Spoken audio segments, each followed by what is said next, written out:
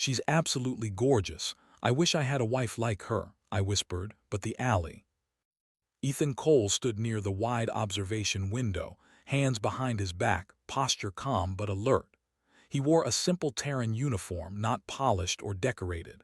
Around him, taller aliens, heavier aliens, and stranger shapes passed by without giving him much attention. Humans were known but not respected.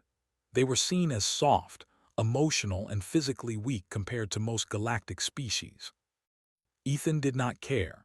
He had learned long ago that strength did not need an audience. Across the hall, surrounded by armored guards, walked Lady Seraphil of the Vierk's Dominion. She was impossible to ignore. Taller than most beings on the station, her silver-blue skin reflected the lights like polished metal. Long dark crests flowed behind her head and her golden eyes scanned the crowd with calm authority. The Vierks were warriors by birth. Their nobles ruled through strength and fear. Even hardened mercenaries stepped aside when Seraphil passed. Ethan watched her for a moment longer than he meant to. There was something about the way she walked.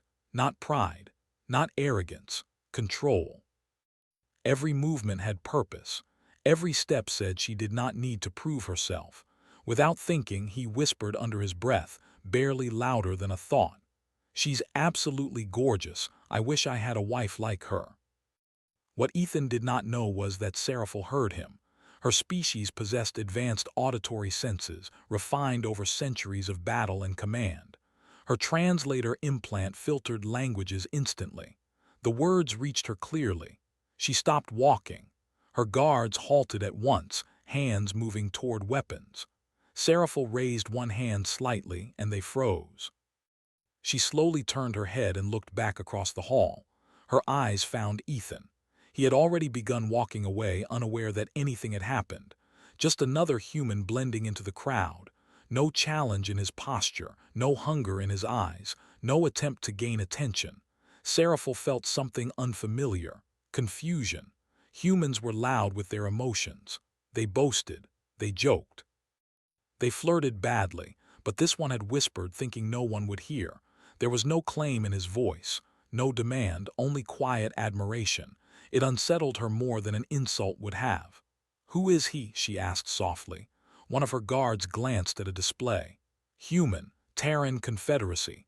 Name, Ethan Cole, engineer by record. Assigned security specialist for the diplomatic group. Energy shots burned through a lower market ring. Alarms echoed through the station. Security forces rushed in, but panic spread faster. Ethan was in a maintenance corridor when the alarm sounded. His body reacted before his thoughts did. He moved toward the noise, not away from it. A group of civilians, small insectoid traders, were trapped behind a collapsed barrier. Smoke filled the air. Their cries were sharp with fear. Ethan assessed the situation in seconds. The barrier was too heavy to lift directly. He grabbed a fallen tool, wedged it into a crack, and used leverage to shift the debris enough for the creatures to crawl through one by one. His arms shook with effort. Blood ran from a cut on his shoulder. He did not stop. When the last civilian escaped, a blast rocked the corridor. Ethan was thrown against the wall. Pain flared through his side, but he pushed himself back up. Across the station, Seraphil was being escorted through a secure passage when the attack spread further than expected. Mercenaries, not common criminals, poured into restricted areas. Their weapons were military grade. "This is no accident," one guard said. "Someone planned this." Taking orders from a human was not their instinct. Seraphil did not hesitate. "Do it," she commanded. As they moved, Seraphil studied him more closely. His breathing was controlled despite his injuries. His eyes stayed on the surroundings, not on her. He placed himself slightly ahead of the group without announcing it. A mercenary squad appeared at the far end of the shaft. Ethan grabbed a loose panel and slammed it into the floor, sending sparks and smoke into the passage. Visibility dropped. He fired short, precise shots not to kill, but to force the attackers back. "Move," he shouted. The group escaped just as the passage collapsed behind them. When they reached a secure chamber, the guards turned to Ethan. "You should not have survived that," one said bluntly. Ethan shrugged slightly. Didn't have time to think about that. She noticed Ethan standing near the exit, refusing medical attention until others were treated. "Human Ethan Cole," she said. He turned, surprised. "Yes, my lady." Seraphil nodded slowly. "You may leave." Emergency lights remained active in several sectors. Merchants whispered instead of shouted. Every species felt it, the sense that something dangerous had been tested and might return stronger. Ethan Cole sat on a metal bench inside a medical bay, staring at the floor. A thin bandage wrapped his shoulder and ribs. The pain was there, dull but constant, yet he barely noticed it. What bothered him more was the memory of golden eyes watching him, Lady Seraphil. He told himself it meant nothing. She was an alien noble. He was a human engineer who happened to survive bad situations. Their paths should never cross again. Fate did not agree. Across the station, inside a private command chamber carved with Vyerk symbols, Seraphil stood alone before a glowing tactical display. Reports scrolled past her vision: casualties, damage, political reactions. Her guards waited outside. This room was hers alone. She replayed a specific clip again and again. A human standing in smoke, bleeding, refusing to fall back. No fear, no hesitation. Among the Vyerks, strength was measured in visible power, muscle, weapons, dominance. But that human strength had been quiet, persistent. Unyielding, it disturbed her. "Summon Ethan Cole," she said finally. A pause, then confusion from the other side of the channel. "My lady the human." "Of course she does. You wanted to see me, my lady." "That is not human logic, according to our records. Yet you placed yourself ahead of others." "Humans confuse me," Seraphil said finally. Ethan smiled faintly. "We do that to ourselves too. A second wave is inbound." Then she did something no Vyerk's noble had done in centuries. She asked for advice. "What would you do?" she asked. Ethan hesitated, surprised. Then he stepped closer to the display. "They want chaos," he said. "So don't give it to them. Lock down central corridors. Force them into narrow zones. Humans are good in tight spaces." Explosions echoed through the station again. Screams followed. Ethan moved with Seraphil's guards this time, not as a guest but as part of the defense. He did not carry heavy weapons, only tools, a sidearm, and his mind. In a narrow cargo corridor, they encountered a trapped Vyerk squad pinned down by enemy fire. The guards prepared a direct charge. "Wait," Ethan said. "They're baiting you." From above, he dropped a power conduit into the mercenary position. Sparks exploded. Systems failed. In seconds, the guards overwhelmed the attackers. The Vyerks stared at Ethan afterward. "That was effective," one admitted. Ethan just leaned against the wall, breathing hard. More battles followed. Again and again, humans were expected to fall back. Again and again, Ethan stayed. By the time they reached the command hub, his uniform was torn, his hands shaking from exhaustion. Then it happened. A heavy blast door malfunctioned during evacuation. Seraphil was on the wrong side. The guards shouted, rushing to override controls. A mercenary unit appeared behind her. Without thinking, Ethan ran.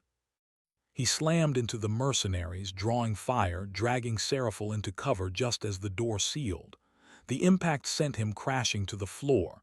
Pain exploded through his chest. He did not get up. Seraphil turned back, horror flooding her expression. "Ethan." As they lifted him onto a stretcher, Ethan reached out weakly, gripping Seraphil's wrist. "Station first," he whispered. "Then me." Not for herself, but for a human, Ethan floated in and out of awareness. Sounds came first, soft beeps, low voices, the gentle hum of station power. Pain followed, spreading through his chest and ribs like fire under the skin. He forced his eyes open. The ceiling above him was unfamiliar, smooth, curved, glowing faintly blue. This was not a human medical bay. A shadow moved beside him. "You are awake," a calm voice said. Ethan turned his head slowly. Lady Seraphil stood beside the bed. She was not wearing armor, only a simple dark robe marked with the symbol of her house. "That's good," Ethan murmured. "Means I didn't mess it up too badly." Not my first time being close.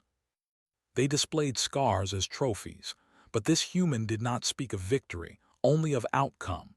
She had ordered that he be moved to a Vierk's medical wing, the best on the station. That alone would shock her people, and worse was coming. A senior guard stepped into the room and bowed. "My lady," he said quietly, "the council has convened. They demand answers.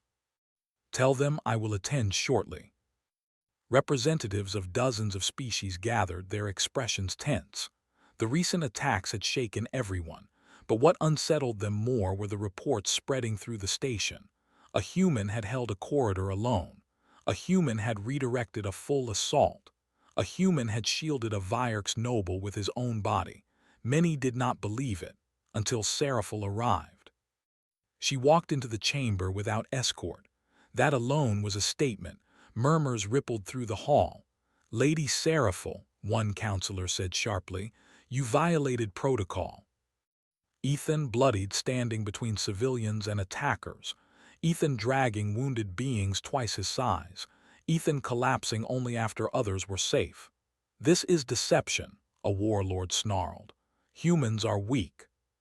"He is an anomaly." Pain crushed him back down. "Do not move," a medic ordered. Ethan ignored him. "They're going for the core," he said. "I know the pattern." "I don't need to fight," he replied. "I need to slow them." Sparks rained from damaged conduits. Enemy fire echoed ahead. Seraphil's guards hesitated. "This area is lost," one said. Ethan shook his head. "Not yet. This is your defense."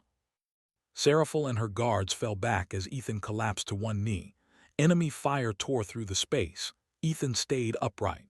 He braced himself against the control panel, holding the override long enough for station defenses to activate. Energy blasts tore into his armor. Seraphil screamed his name. Then the station guns fired. The mercenaries were gone. Silence followed. Ethan fell forward. Seraphil caught him before he hit the ground. She knelt there, holding his broken body, ignoring her guards, ignoring the smoke, ignoring the world. "Stay with me," she whispered. Ethan's eyes fluttered open. Did it work? She walked with them. Hours later, the council reconvened. This time the chamber was silent. Seraphil stood before them, blood still staining her robe. "The human lives," she said. "Barely. Because that human showed us a truth we ignored. Strength is not domination. It is endurance, choice, protection." And an alien noble who stood with him, the station Orialis survived. That fact alone shocked the galaxy. Engineers sealed the damaged sectors.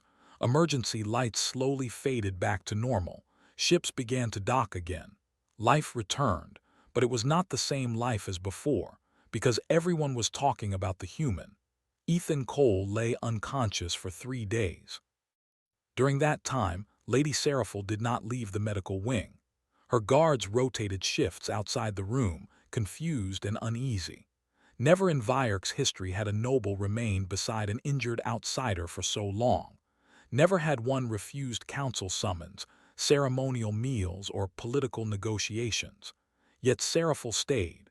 She watched the slow rise and fall of Ethan's chest. She listened to the steady machines keeping him alive. Each hour that passed felt heavier than battle armor. When his fingers finally twitched, she noticed instantly. "Ethan," she said softly. His eyes opened with effort. Pain clouded them, but awareness returned. "Still here," he murmured. "Yes," she replied. "You are." "Then I guess I didn't fail." Some with fear, some with respect. Human delegations were suddenly requested, not ignored. Trade councils asked questions they had never asked before. How did one human endure that? The Vierk's High Council demanded a final judgment. Seraphil walked into the chamber alone again. This time no one whispered. "He endangered our standing," one elder said. "He weakened us," another growled. Seraphil stood tall. "He strengthened us," she replied. "You defied tradition. I chose truth." When he could finally stand without help, he insisted on walking the station once more. He wanted to see it alive. Seraphil walked beside him. They did not speak much. Words felt unnecessary. At a wide observation window, Ethan stopped. Stars stretched endlessly before them. "I heard the council's been busy," he said lightly. "Yes," Seraphil replied. "They are still afraid."